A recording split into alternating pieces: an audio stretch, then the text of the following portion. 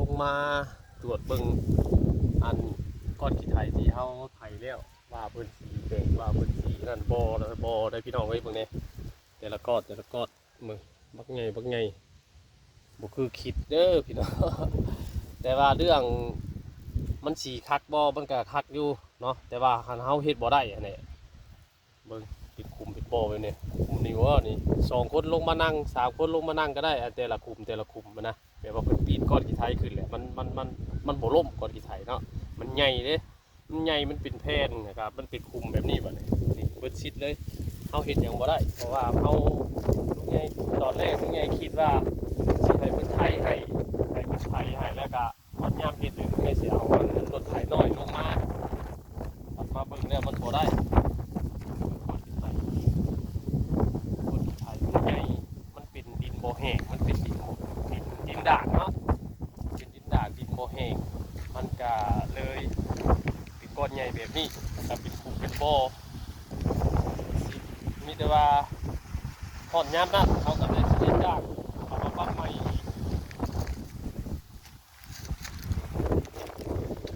นี่ก้อนขี้ไถแล้วเอานั่งซี่นั่นเพียงแงวนั่งแต่ละปูแต่ละช่องแต่ละนั่นมันเพิ่นแต่ว่าเฮ็ดแบบนี้มันก็สิอยู่มันก็สิงามอยู่เนาะเพราะว่าเอาดินโตพืชนี่ขึ้นมาตากมันสิเฮ็ดบ่ได้เด้พี่น้อง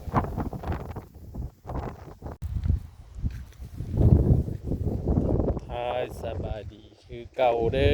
อพี่น้องเด้อนี่ลุงใหญ่กะลงมาเบิ่งให้หน้าที่จ้างเพิ่นมาไถให้หลังจากที่ไถแล้วก็เป็นหลายวันเติบเนาะแต่บ่ได้ลงมาเบิ่งว่าเพิ่นสิแห้งมาเบิ่งก็แห้งแล้วพี่น้องก็ที่ไถก็โอ้บ่คือดอกบ่คือแบบว่ามันสิแตกกันน่ะโอ้เป็นก้อนเป็นคุมเป็นบ่อเนาะเป็นแบบอะไรบ่ก้อนก็บ่ใหญ่มันเป็นดินดากแข็ง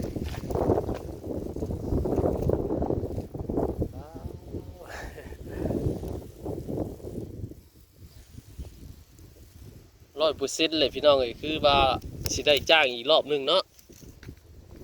100%เลยว่าจะได้จ้างอีกรอบนึงก็ดีถ้าว่าดีอย่างดีเฮาสิไถแบบนี้เฮาก็กบเฟืองไว้ให้มันตายให้มันเน่าบ่ให้งัวกินเนาะรักษาเฟืองไว้ซื่อ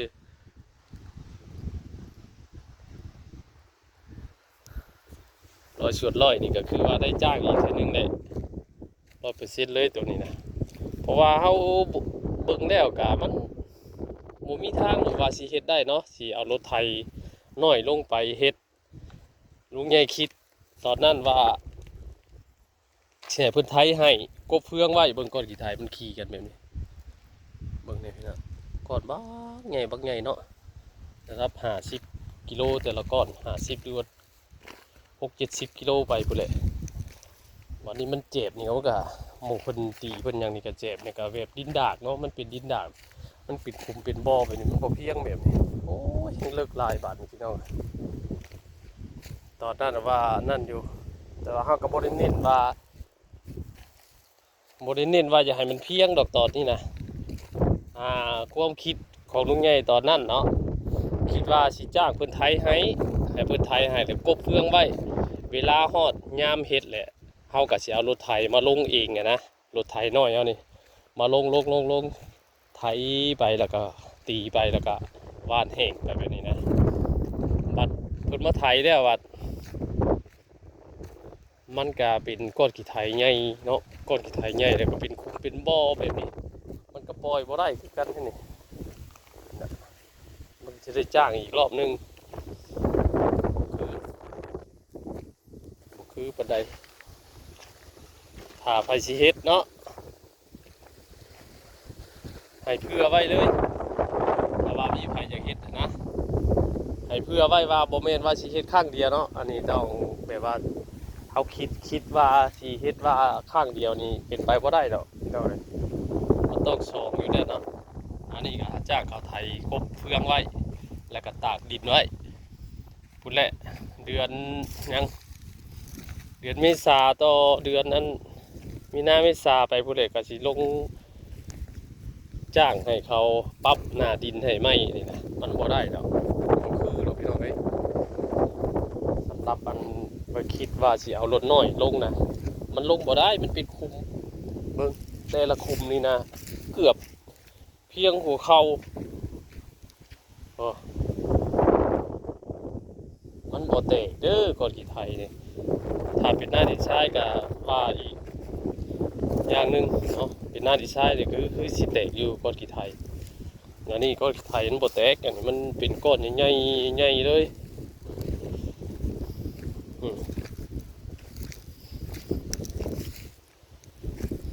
มันต้องอีกรอบหนึ่งแถวนี้ยังใครในทว่าเป็นดินปนทรายในเด็กหน่อยโอ้ทั้งโพนหน่อยทั้งต้นจานทั้งนั้นกอดเนี่ยบักใหญ่พี่น้องเลยอ่านว่าโบนั่นดอกนี่เป็นคุมเป็นโบเป็นคุมกันใหญ่คุมนะนับ50 คูณจะ50เป็นคนเด็กก้อนกี่ไทย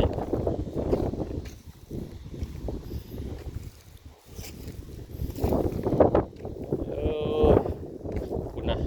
แถวนี้เองคักกะว่าดูสามรสชาน้อยพอได้นี่ก้อนกี่ไทยดีกันเลยพูดไว้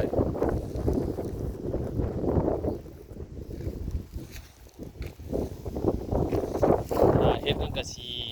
งามอยู่หรอกเพราะว่าดินเฮากับมันเจ็บแล้วเฮ็ดหลายปีเดี๋ยวเนาะเฮาบ่ได้ค้นดินขึ้นถ้าเฮาค้นดินขึ้นไว้นี่มันก็สิเป็นดินงามอยู่เพราะว่าเอาดินงามดินพืชมันขึ้นมาดินงามพี่น้องแต่ว่าเฮาคิดว่าสิเอารถไถน้อยลงนี่เบิดสิทธิ์เลยบ่มีลงบ่ได้ดอกน้องเอ้ยเพิ่งเป็นคุมเป็นบ่อก็ขี้ไถก็มัดเฮงอันเฮงมันเฮงเค้งบาดนี่มาตากแดดไว้แบบนี้เฮงเค้งโอ้แตกเลยเบิดชิดนี่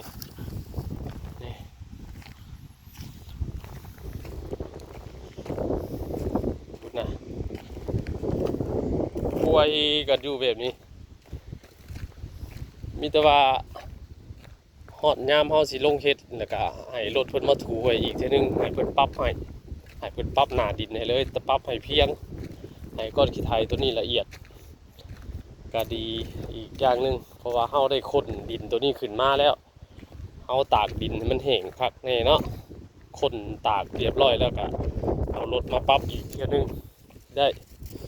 มันบ่คือเฮาคิดเบิ่งแน่ก้อนขี้ไถพี่น้องเฮ้ยบ่คือคิดตอนคิดนั้นคิดว่ามันสิง่ายไถแล้วก็คิดว่าสิเอารถไถน้อยเฮานี่ลงไปปรับเอาเองนะเนี่ยเคยคิดแบบนั้นแหละแต่ว่าเฮาถมเฟืองเมียนเฮาตากแดดเนาะเอาดินตัวนี้ขึ้นมาตากเมียนเนี่ยมาเบิ่งตอนนี้เนี่ยบ่ไหวก้อนขี้ไถมันบ่ละลายมันบ่หยังเลยมันแห้งมันแห้งแข็งเนาะพวกนี้แต่ละก้อนนะดูเป็นคุมเป็นบ่อแบบนี้เบิ่งนี่มาบังลมก็ได้เลยได้แถวนี้นะซุปลงนี่ก็บังลมเลย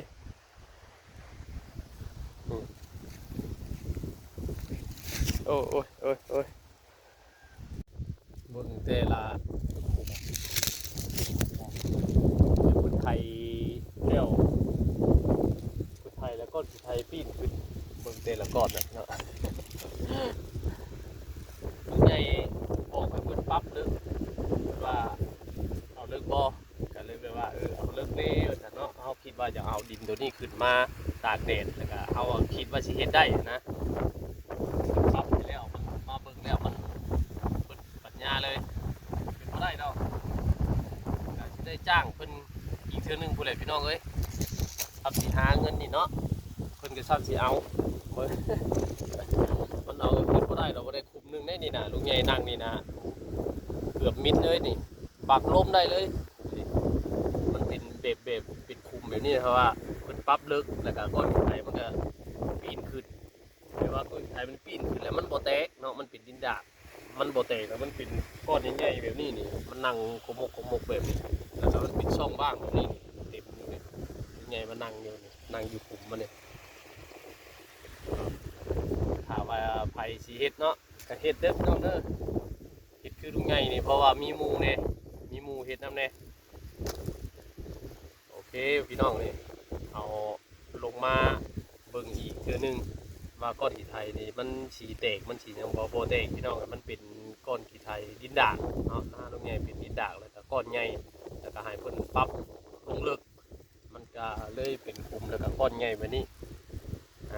มาลุ้นอีกหลายเดือนไปพุ่นแหละมาเบิ่งว่ามันสิเป็นจังไดเนาะหลายเดือนต่อไปพุ่นแหละพี่น้องถามเพราะนั้นก็มีแต่ว่าสิให้เพิ่นมาปรับมาตีหน้ามาให้อีกโอเคพี่น้องมันเป็นแถวนี้มันเป็นที่ต่ำแน่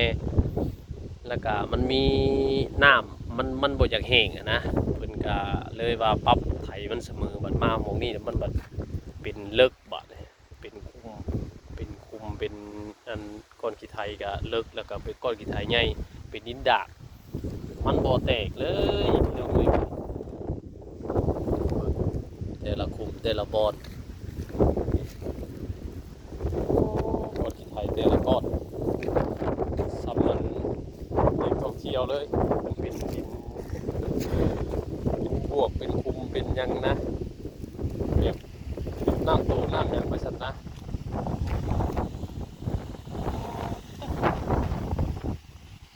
เด้เนาะจักสีจังใดเราเห็ดถ้าเอาเห็ดแบบนี้มันก็สีดีกบกินเพราะว่าเอากบเห็ดอยากกบเฟืองไว้เอาเฟืองไว้เห็ดปี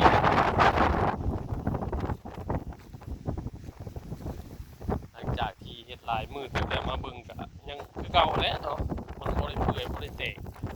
ก็ตัวเลขกันว่าฝนตกแห้งๆมาอีกเทื่อนึงเนาะมันเซมันลงอีกอะคือสิเจ็บแต่ว่าหายเพียงนี่ก็บ่เพียงเพราะว่ามันเป็นคุมเมียนแน่พี่น้องนี่บ่เพียงเราต้องปรับอยู่ดีเพราะมันเป็นคุมที่ว่าก้อนขี้ไถบางก้อนมันก็มันขี่กันขึ้นนะบางบอดมันก็บ่มีก้อนขี้ไถเลยคือแบบนี้มันเป็นคุมไปเลยไอ้เพียงมันก็บ่เพียงดอกมันจะเอาสิจ้างรถใหญ่เข้ามาปรับพี่น้องเอ้ยฮอนยามมันจะว่ากันเนาะตอนนี้ก็มาเบิ่งมาจอบเบิ่งก่อนมาจอบเบิ่งว่ามันสิเป็นไปได้บ่100%เลยพี่น้องเอ้ยรถน้อยเฮานี่ลงบ่ได้เลยถ้ามาอัปเดตให้เบิ่ง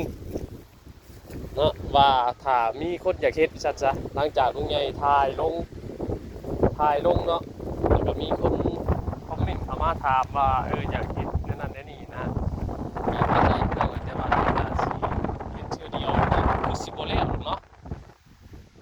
ย่านคิดว่าเฮ็ดเทื่อเดียวแล้วมันแล้วนะไม่คิดว่าเฮ็ดเทื่อเดียวก็บ่แล้วเด้เนาะมันต้องมีอีกรอบ2จังสิเฮ็ดหน้าได้ถ้าคิดว่าเฮาเฮ็ดเทื่อเดียวเนี่ยได้เลยมันเปลี่ยนไปบ่ได้ดอกเนาะก็บ่ได้กันเพราะว่าน้ำคือกันนายุงใหญ่เป็นนาดินดากพี่น้องนาดินดากแล้วก็มันเป็นเอกก่อนเป็นบ่อแบบนี้นั่นโอเคสพี่น้องเนาะเดี๋ยวหลายเดือนต่อมาเพื่อนก็จะลงให้ลงหน้าเพื่อนหาเงินหาคำได้ก่อนเก็บถอดเงินก่อนเดี๋ยวสิมาอัปเดตให้เบิ่งอีกทีนึงว่ามันสีให้นี่มันสิเป็นแนวไหนเนาะสีมาปรับปรุงแปลงจังไดแนวใดมันจังสีได้เฮ็ดแบบใดเนาะเดี๋ยวมาอัปเดตให้เบิ่งอีกทีนึงพี่น้องเอ๋ยเนาะวันนี้ก็ล้มพี่น้องเอ๋ยอยู่ในสุขภาพน้ำเนาะใครจะว่ามีแดดเด้อวันนี้ล้มอยู่แต่ว่ามันกับบ่หนาวล้มกับพิงแดดอุ่นๆเนาะโอเคพี่น้องอยู่ดีมีแห้งเป็นสุขุสุขคนสำหรับคลิปนี้ก็สบายดี